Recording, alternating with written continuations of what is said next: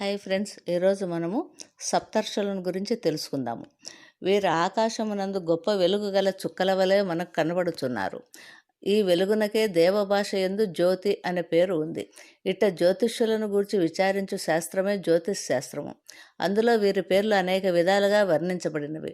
వీరు ఒక మన్వంతర కాలమును అనగా 71 మహాయుగముల కాలమున వరకు మాత్రమే ఒక నియమిత మార్గమునందు తిరుగుదురు. ఆ కాలము పైన వీరు పరమేశ్వరులలో లీనమగుదురు.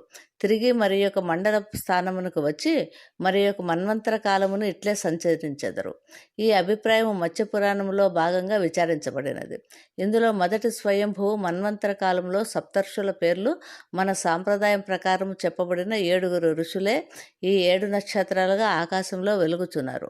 ఆ సప్తర్షులు ఎవరంటే, 1 మరీచి, అద్రి మహర్షి, అంగీరసుడు, పులస్తుడు, పులహుడు, క్రతువు, వశిష్ఠుడు. 2వదగు స్వారోచిత మన్వంతరములో వారు దత్తుడు, నిత్యవనుడు, స్తంభుడు, ప్రాణుడు, కశ్యపుడు, ఔర్యుడు, బృహస్పతి అని వారులు సప్తర్షులు. 3వదగు ఉత్తమ మన్వంతరములో కౌకురుండు, దాల్బుడు, శంఖుడు, ప్రవహణుడు, శివుడు, స్మితుడు, సుస్మితుడు అనువారులు సప్తర్షులు.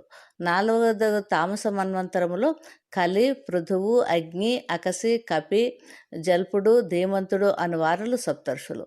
5వదగు రైవత మన్వంతరములో దేవబాహుడు, సుబాహుడు, వర్జనుడు, సోమపుడు, ముని, రోముడు, సప్తాశుడు అని వారలు సప్తర్షులు. 6వదగు చాశ్వస మన్వంతరములో భృగువు, సుధాముడు, విరుజుడు, సహిష్ణువు, నాథుడు, వివస్వానుడు, అతినాముడు అనువారులు సప్తర్షులు. 7వదగు ప్రకృతమందు జరుగుతున్నది అగు వైసత్వ మన్వంతరములో కశ్యపుడు, అత్రి, భరద్వాజుడు, విశ్వామిత్రుడు, గౌతముడు, వశిష్ఠుడు, జమదగ్ని అనువారులు సప్తర్షులు. కానీ జ్యోతిశాస్త్రమునకు పురాణములకు ప్రకృతమందు సప్తవర్ష మండలములో వారల పేర్లు విషయంలో భేదం కనిపిస్తుంది. ఇందుకు ప్రమాణ భారతంలో ప్రామాణిక శ్లోకం ఏ విధంగా చెప్పింది: మరీచరంగరాస్వస్థ పులస్థ పులహ క్రతుః వశిష్ఠ ఇది సప్తమే మానస నిర్వితాహేతే ఏతే మేధోవితే ముఖ్య వేదాచారశ్చ కల్పితాః ప్రవృత్తి ధర్మనేచ్చవ ప్రజాపత్యే చ కల్పితాః. మరీచి, అత్రి, అంగిరసుడు, పులస్తుడు, పులహుడు, క్రతువు, వశిష్ఠుడు ఈ పేర్లు మొదటిదగు స్వయంభువు మన్వంతరములోని సప్తర్షుల పేర్లలో సరిపడినవి. అదియుగాక సప్తర్షుల పేర్లు వివిధ గ్రంథాలలో స్వల్ప మార్పులతో కనిపిస్తాయి. శతపథ బ్రాహ్మణము, బృహదారణ్యకోపనిషత్తులలో అత్రి, భరద్వాజుడు, గౌతముడు, జమదగ్ని, కశ్యపుడు, వశిష్ఠుడు, విశ్వామిత్రుడు సప్తర్షులను చెప్పబడింది. కృష్ణ యజుర్వేదము సంధ్యావందన మంత్రంతో అంగీరసుడు, అత్రి, భృగువు, గౌతముడు, కశ్యపుడు, కుచ్చుడు, వశిష్ఠుడు సప్తర్షులను చెప్పబడింది. సప్తర్షుల లక్షణాల గురించి తెలుసుకుందాము.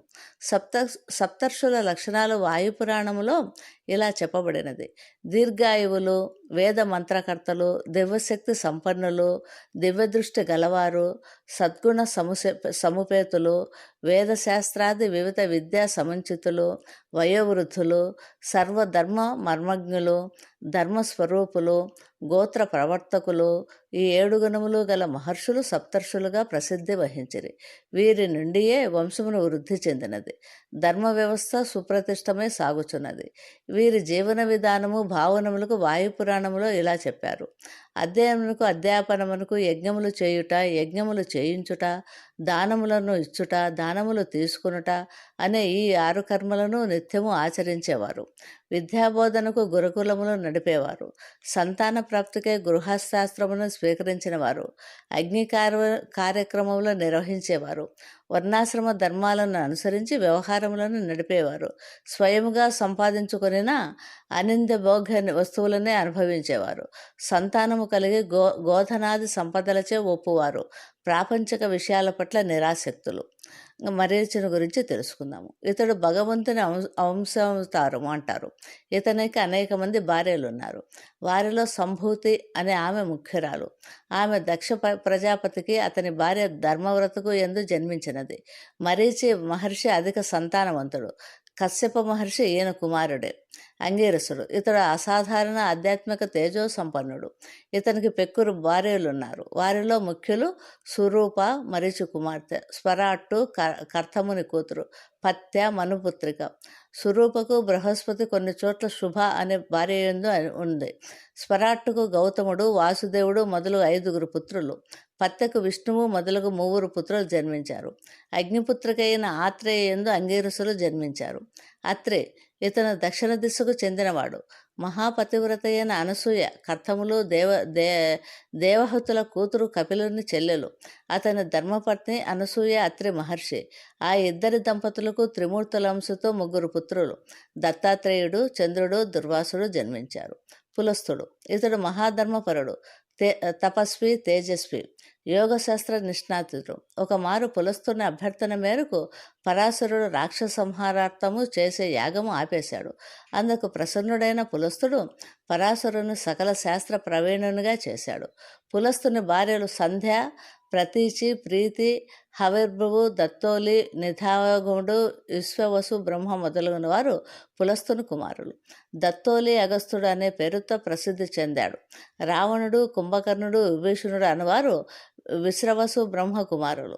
కుబేరుడు, రావణుడు, కుంభకర్ణుడు, విభీషణుడు విశ్రవసుని కుమారులని అంటారు. ఒకసారి ఈ విధంగా పులహుని గురించి తెలుసుకుందాము. ఇతడు ప్రభావశాలి, జ్ఞాని. సనందన మహర్షి వద్ద దివ్యజ్ఞానము పొంది దానిని గౌతమునికే అందించినాడు. దక్ష ప్రజాపతి కుమార్తె క్షమ, కర్తముని కుమార్తె గతి అనులను పులహుని భార్యలు. క్రతువు ఇతడు గొప్ప ఆధ్యాత్మిక తేజస్సంపన్నుడు. కర్తముని పుత్రిక క్రియ, దక్షుని పుత్రిక సన్నతి ఇతని భార్యలు. ఇతని వలన వాలకిల్లులు అనే పేరు పొందిన 60,000 మంది ఋషులు జన్మించారు. వీరు సూర్యుని రథమునకు అభిముఖంగా నడుచుతుంటారు.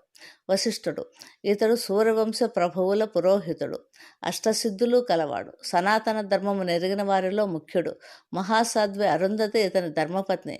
వశిష్ఠుడు శ్రీరామునికి బోధించిన తత్వజ్ఞానమును యోగావశిష్టము అని ప్రసిద్ధి పొందినది. ఖగోళ శాస్త్రంలో నక్షత్ర సముదాయంకు చెప్పబడే పేర్లు క్రతు, పులహ, పౌలస్త, అత్రి, అంగీరస, వశిష్ఠ, మరీచి. వశిష్ఠ నక్షత్రాన పక్కన తక్కువ కాంతితో కనిపించే జంట నక్షత్రం పేరు అరుంధతి. హిందూ పురాణాల ప్రకారం సాంప్రదాయాలను, సంస్కృతిని కాపాడేందుకు బ్రహ్మచే నియమించబడ్డ పురాణ పురుషులే ఈ సప్తర్షులు.